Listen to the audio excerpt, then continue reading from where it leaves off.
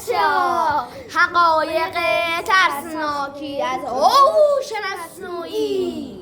خب بچه‌ها ما امروز قراره که در مورد حقایق ترسناک هوش مصنوعی صحبت کنیم که ببینیم در آینده چه اتفاقی میتونه بیفته. و بخونیم. آره رسم فوتمون رو از همین الان بخونیم. 2050.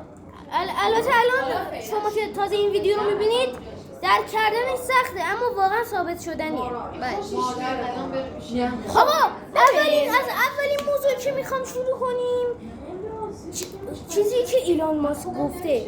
ایلان ماسک خودش توی یکی از ویدیوهاش یعنی توی یکی از سخنرانی‌هاش گفته که هوش مصنوعی از یک بمب اتم خطرناک‌تره. اگر ویدیوهای سعید والکوور رو دیده باشین این مسئله رو درک میکنید و بیشترشون چیزایش هم که اون میگه دروغه. خب اگه شما سال 2050 توی گوگل سرچ کنید ایران رو که میبینید هوش مصنوعی نیست، بلکه ایران خیلی خشکسالی شده و نابود شده. بله. و آمریکا تبدیل به یک هوش مصنوعی شد، یعنی به یک شهر هوش مصنوعی شده. آقا بچه‌ها فضایی‌ها سفینه‌های فضایی به زمین دارن سفر. بله بچه‌ها ما نه تنها در مورد هوش مصنوعی صحبت می‌کنیم بلکه در مورد فضایی‌ها هم تو این ویدیو با شما نظرمون رو به اشتراک می‌ذاریم. حالا بچه‌ها چیکار می‌کنیم؟ چی بود؟ بگو بفهم. آقا ببینید من ترسناک‌ترین چیزی که میدونم اینه که هوش مصنوعی تا یه 3-4 سال دیگه میتونه حتی به هوش و دانایی و مثلا به کارهایی که انسان میکنه اونم انجام بده. یعنی شاید حتی هوشش از همه بالاتر باشه، یعنی هر کاری که انسان ها میکنن در طول روزشون اونم بتونه انجام بده، حتی فراتر از اینکه انسان باشه. خب ببینید من یه حقیقتی آوردم که بسیار عجیبه. ببینید یک رباتی هست 100% شما همتون اون ربات رو میشناسین به نام سوفیا.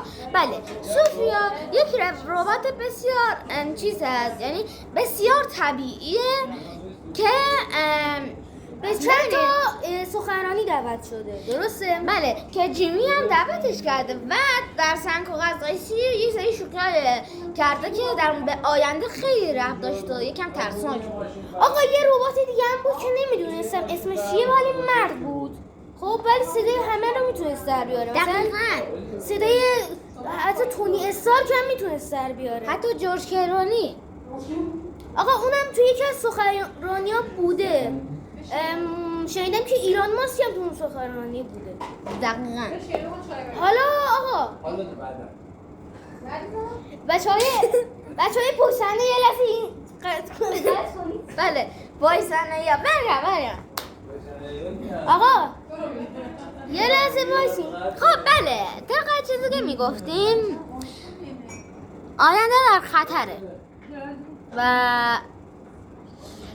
همین الان باید غذای لازم همه چی رو تا سال 2050 جمع کنیم. البته اگه کسی زنده باشه تا نمیریم و با هوش مصنوعی هماهنگ کنیم که به جیمینای و اینا بگن که ما رو زنده نگه دارن. البته من پیش بینی میکنم که یه جنگ بین آدم ها و ربات ها و فرازمینی های فضایی قراره. اگه یه ربات دیگه هم هست که مرده، صدای هیچ کس نمیتونه در بیاره ولی صدا رو میتونه تقلید کنه. ببینید اون خب یه چیز ترسناک بهشون گفت که در آینده همتون میمیرید اون رباته، ولی همه داشتن میخندیدن. ولی گفت که در آینده خنده هاتون تبدیل به گریه میشه.